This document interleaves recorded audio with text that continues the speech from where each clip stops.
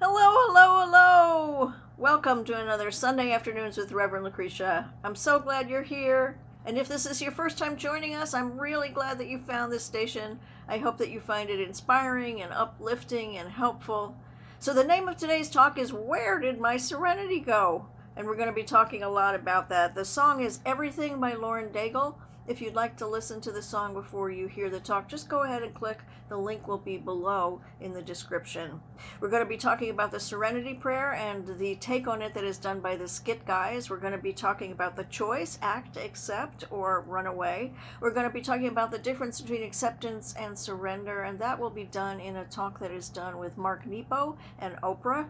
We will be talking about how to cultivate serenity, and that's by a unity minister. We'll be talking about the fact that losing my serenity happens when I am fighting what is. When I tell myself this shouldn't be happening. When I have a set of expectations and what is happening is very far away from what those expectations are. When I am feeling overwhelmed and anxious. When I feel like I am not strong enough to handle what's going on.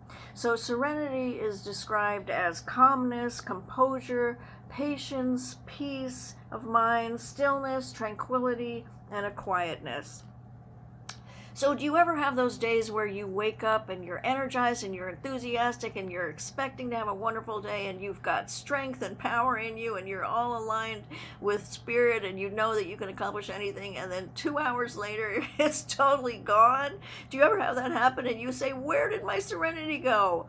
I had one of those days a while back, and it was amazing because I really did wake up feeling so great. But within 2 hours, my email had been hacked, my Verizon account had been shut down. I had received an email saying that a new iPhone had been charged to my PayPal account, and all of those external events made me forget who I was, made me forget that I'm a child of God who is strong and powerful and able to handle whatever is thrown at me. With God, I can do all things. I know that, but I forgot that. And my serenity went all the way down the tubes. And so I wanted to talk about serenity today and how to hang on to it and give us some very specific tools that we can use. So we're going to start out. I found this website is called the Skit Guys, and they did this skit on the Serenity Prayer.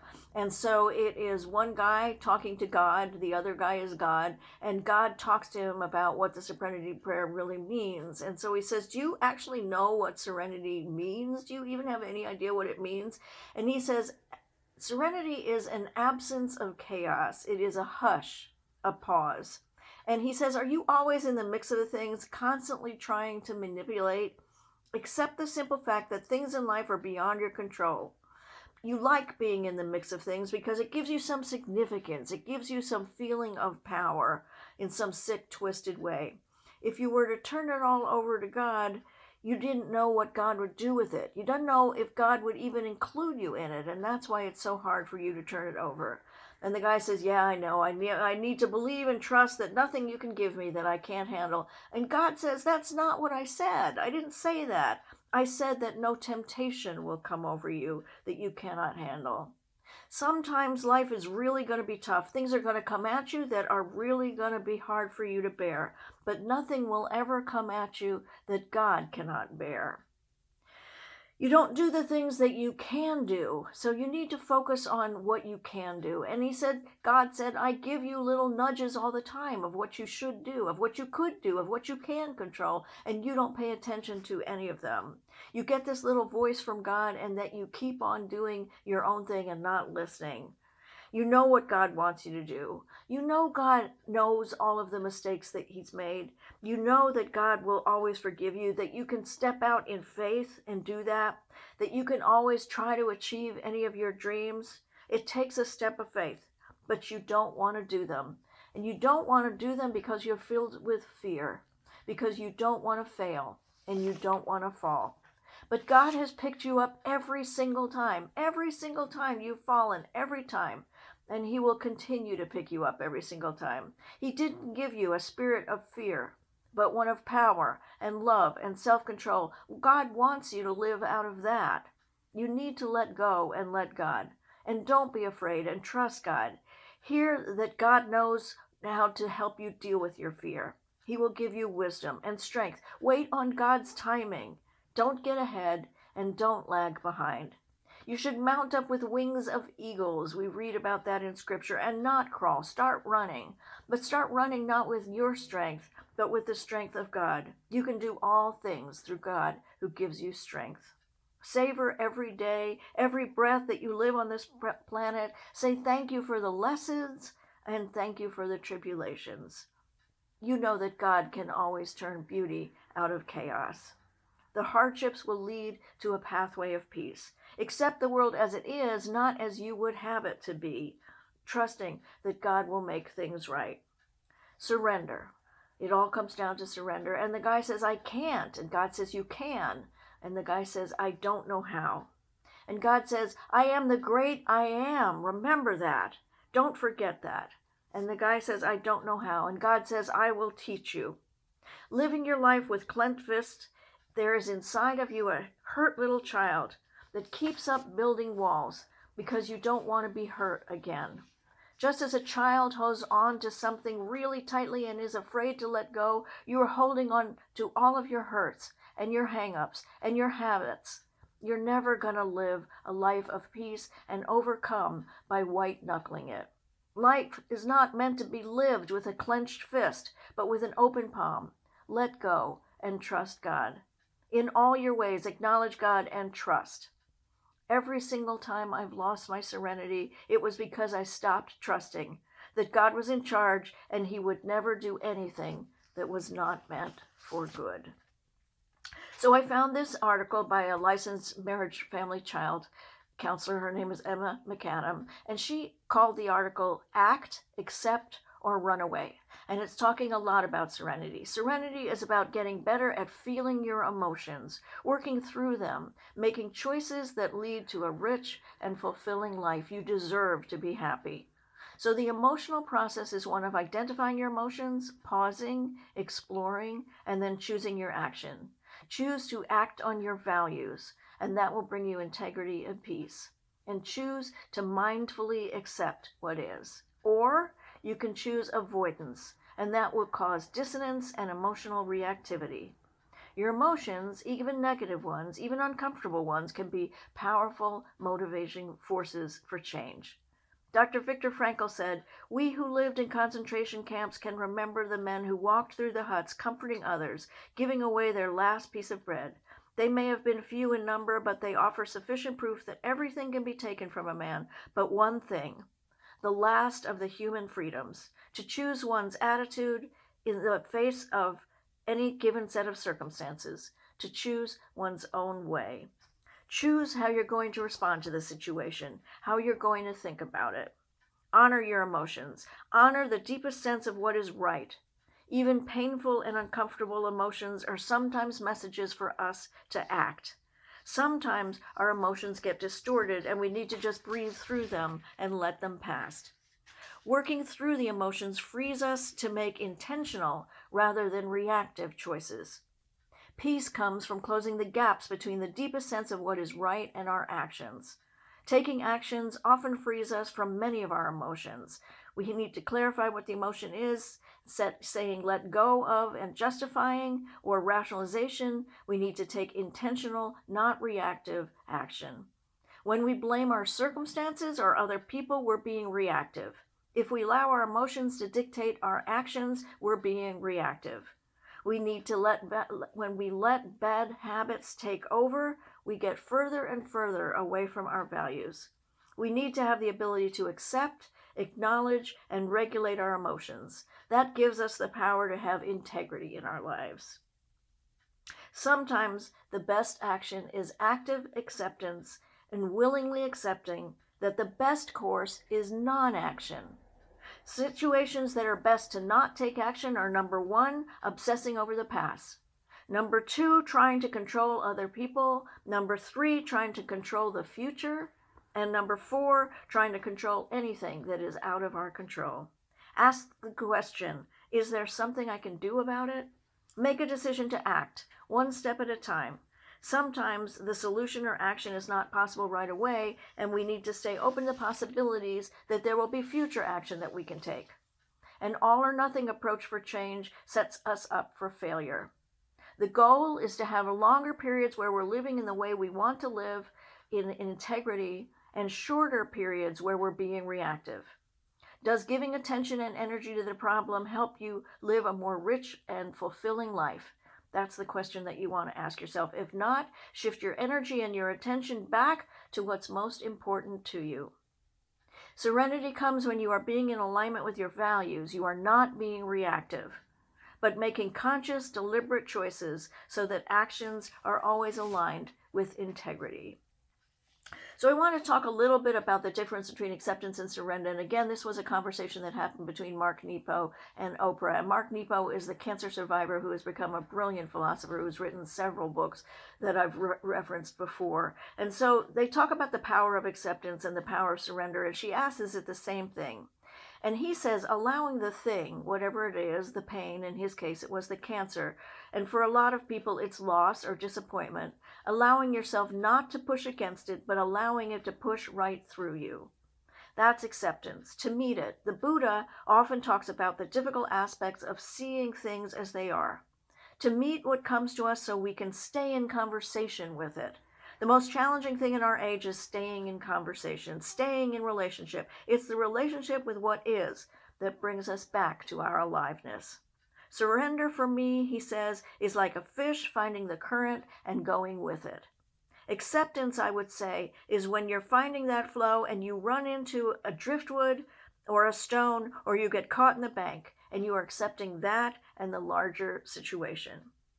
Accept doesn't mean that we stop evolving. It's a spiritual perception. It's the way of looking at things. And Oprah talks about acceptance and says, we're all in difficult circumstances at some point in our lives, and you have to be able to acknowledge and accept where you are before you can figure out how to get out from where you are. And he says, yes, and we're so attached to the identities, relationships, and dreams that have brought us this far.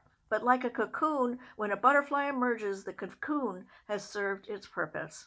We get so attached when it breaks or falls away, we don't see the magic of what it is that it has opened up for us. Acceptance is understanding that it served its purpose. Serenity comes with acceptance. I'm going to be having a whole lot of scriptural references in my next piece, but I did want to pick out a few quotes that really serve us well to understand what it is. Isaiah 26:3, you keep him in perfect peace, whose mind is stayed on you, because he trusts in you. Philippians 4:7, and the peace of God, which surpasses all understanding, will guard your hearts and your minds in Christ Jesus. Isaiah 32:7, and the work of the righteousness will be peace, and the service of righteousness, quietness and confidence forever. Galatians 5:22, but the fruit of the Spirit, I talk about this all the time, the fruit of the Spirit is love, joy, peace, patience, kindness, goodness, and faithfulness. So metaphysically, what is serenity? It is the harmonious state of mind based on the divine idea of peace, the condition of harmony and tranquility that comes as a result of knowing our true relation to God. A mental or spiritual state in which there is freedom from that which is disquieting or disturbing. In order to attain consciousness of peace, much mental work needs to be done, as a preparation for the revelation that peace is every man's birthright. You must deny that any person, condition, or thing can prevent peace from manifesting. So let's talk a little bit about how to cultivate serenity. There's a Victor M.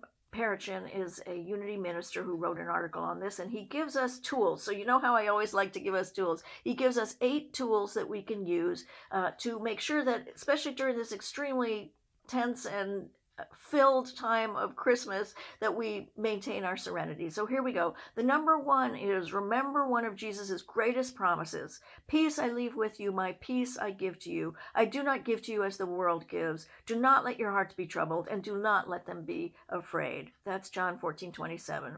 The peace comes from experiencing God's presence, the daily affirmation of peace and serenity that Christ is in your life. The peace of Christ does not mean absence of trouble. Dr. William Barclay said, the peace Jesus offers is the peace of conquest or overcoming. No experience of life can ever take it from us. No sorrow, no danger, no suffering can ever make it less. It is independent of outward circumstances. And we talk about that all the time. The peace that lives inside us is one that cannot be touched by the outside world. When we are in constant contact with our spiritual leader, with the Christ inside us, we know that nothing on the outside can change that. Number 2, pay attention to your mental and spiritual attitudes. Are you guided by fear or by faith? We talked about that a little bit in the skit, guys. Be sure you are focusing on faith and triumph, not despair and defeat. Number 3, use the power of music. German author Paul Friedrich Richter said, music is the moonlight in the gloomy night of life, and research proves that. In Baltimore St. Agnes Hospital, classical music was played in the intensive care unit, and they hooked people's brains up and watched what their chemistry did and how the brainwaves worked, and what they found out was that 1/2 hour of listening to classical music was the equivalent of 10 milligrams of Valium. Patients who had been awake for 3 to 4 days were able to fall asleep. You can lower your blood pressure, your basal metabolism, and your respiratory rates by listening to music that is soothing. To increase serenity during the times of high stress, listen to music that you truly enjoy. Number 4, enjoy the therapy of laughter. Proverbs 17:22 says, a cheerful heart is good medicine. Dr. W.F. Fry, who is a psychiatrist, said it is the direct antagonist to 3 major negative emotions: anger, fear, and depression. Purposefully take time out to watch comedy, to laugh, and when you do so, it will change your perspective and give you a different way of looking at all of your problems.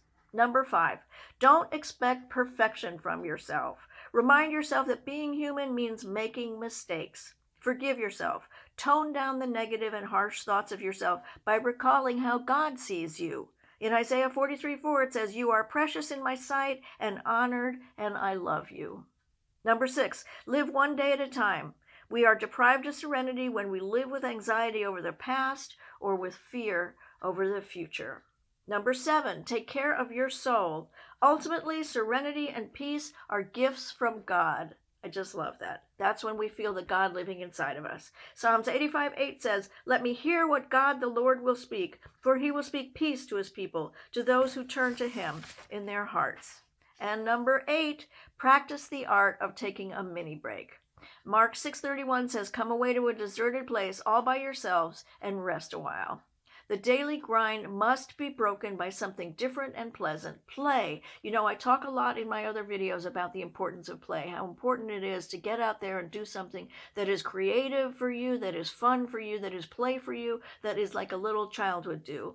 Visit a local tourist site, go sit in a park. We talk all the time also about sitting in nature, how important that is for you. So take a little mini break. So here's what I know. I wanted to look back over when I lose my serenity. And there's a saying that people in the rooms of recovery use called HALT. Hungry, angry, lonely, and tired. And so I lose my serenity when those happen, but I added another A. So the first is hungry. Hungry is easy to fix. It just requires paying attention. So pay attention to your body. Pay attention to when's the last time you eat. Food is a really low priority for me. I don't get that much enjoyment out of eating. I absolutely hate to cook, but I have to pay attention, because what happens is that when I don't eat, my body really suffers. And so pay attention. Hungry, make sure, number 1. Angry. So angry comes for me when I am feeling losses. It's mostly about things that have happened in the recent past that I'm really upset about. As you know, I just lost my little cat. It's about losses. It's about loss of control. It's about illnesses. There are some people that I love very, very much that are suffering with illnesses. It's about that. It's about things that I don't have any control over, but anger comes mostly with regard to losses and with regard to illnesses. So lonely, that's very rarely the case for me. I'm very, very blessed, and I've worked hard to build up a tribe of people that really love me and support me and understand me and encourage me. And what I would say is focus on that. Focus on bringing people into your life that really support you and encourage you, and don't ever let yourself get too lonely. Tired. So what I found out too is that when I'm juggling too many balls, sometimes I need to put down some of those balls. It's as simple as that. So just make sure that you're getting enough sleep, that you're getting enough rest, particularly during this time of the holiday season. And the last A that I added was afraid. I lose my serenity when I'm afraid. When I'm afraid, mostly focuses on finances this time of year. Again, that's taking me out of alignment with the truth. When I stay in alignment with the truth, I know that I'm being taken care of. I know that I have more than enough. I know that all of my needs will be met. But when I do lose my serenity, it tends to be around finances or around health. I am getting a little bit up in the ears, and though I'm very, very healthy, there are some things that I can't do that I used to be able to do. So sometimes I become a little bit afraid around health and what's going to happen to me in the future. And again, when I'm out of alignment with the truth is when I feel afraid. When I remember that God is in charge of all of the details of my life, I'm always okay. And then the last one that I become afraid about is that I've set some pretty hefty goals for myself, and sometimes I become afraid that I won't be able to meet those goals. But again, I stay in alignment with truth, and I know that God lives inside me, and I can do all things through God who strengthens me. When I forget who I am, I lose serenity. So when I forget who I am, when I forget that I'm a child of God, that I am filled with power and strength, that there is no point in time that God is not living inside me, that God is not listening to me, talking to me, lifting me up, encouraging me, and nurturing me. When I forget who I am, when I forget that I am the great I am, when I forget that, I lose my serenity. And then I lose my serenity when I forget that spiritual practice takes practice. So there will be days where I'm not doing all that great. And I need to remember that I need to just get back to the basics, get back on my knees. For me, that works. Whatever way works for you. Go into prayer, go into meditation, go into quiet. Get yourself aligned with God again. It takes practice. We don't all become spiritual gurus and then we're just like that forever. We're going to get out of alignment with it and we need to get back. So practice over and over and over. So I came up with this. I give you all my fears, anxieties, negative emotions. I release them all to you. And I acknowledge the need to focus on God, the good, omnipresent, overwhelming power of love. I acknowledge that you give me everything. You give me everything I need. When I can't see, you lead me. When I can't hear, you show me. And when I can't stand, you carry me. And for that, I am deeply, deeply grateful. And so it is. Remember, at all times, the power is in you. It always has been, and it always will be. I'd love to hear your comments. If you find yourself falling out of serenity, what is it that takes you there? And what can you do to get yourself back into alignment with the truth that God is always with us every single moment of every single day? Thank you so much for joining me, and Merry Christmas.